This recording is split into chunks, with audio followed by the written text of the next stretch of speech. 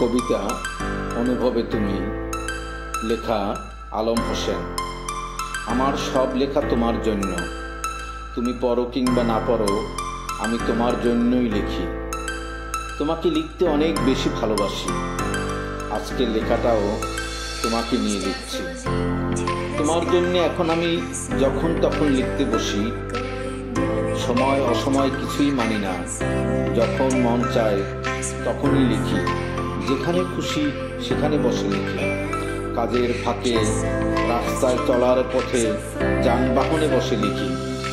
আজকাল বাসায় আসা যাওয়ার সময়টুকু আর অলস ও বিরক্তিকর মনে হয় না। তোমাকে লিখতে লিখতে দ্রুত কেটে যায় সময়। মাঝে মাঝে লেখা শেষ না হলে মনে হয় আর একটু সময় থাকুন হলেই বুঝি ভালো হতো। পাশের ছিটে বসে থাকা সুদর্শন রমণী কিংবা রাস্তার চারিধারে নিয়ন বাতির আলো এখন আর আমার নজর কাড়ে না। আমি পরে থাকি তোমাকে নিয়ে। আমার সময় ফুরোয়, কিন্তু তোমাকে নিয়ে লেখা ফুরোয় না। আমি আপন মনে লিখে যাই।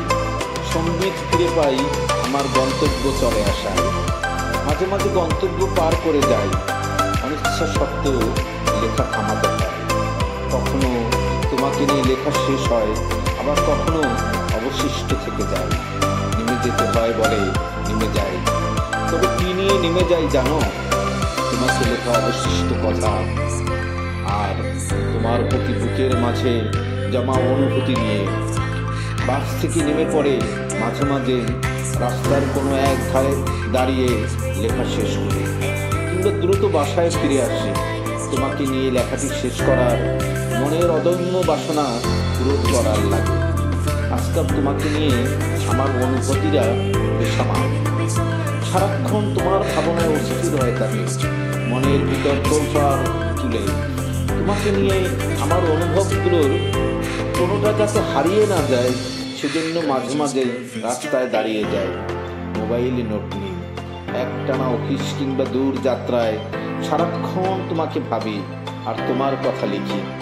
তোমাকে নিয়ে কাব্য লেখার অদম্য বাসনা আর অসম্ভব এক ভালো লাগার অনুভূতি নিয়ে ছুটে চলে এক প্রান্ত থেকে আর এক প্রান্তরে। এই যে আমার নিরন্তর বয়ে চলা, এর পুরোটাই আমি তোমার স্বপ্নে বিভোর থাকি। আমার প্রতিটা মুহূর্তে কেবল তোমারই কথা ভাবি আর তোমার সান্নিধ্য পাওয়ার লাগে উন্মুখ হয়ে থাকি। কতবার ভাবি তোমাকে নিয়ে আর একটিবারও ভাববো না, লিখবো না কোনো কবিতা। প্রতিনিয়ত মনের সঙ্গে যুদ্ধ করি, পারি না।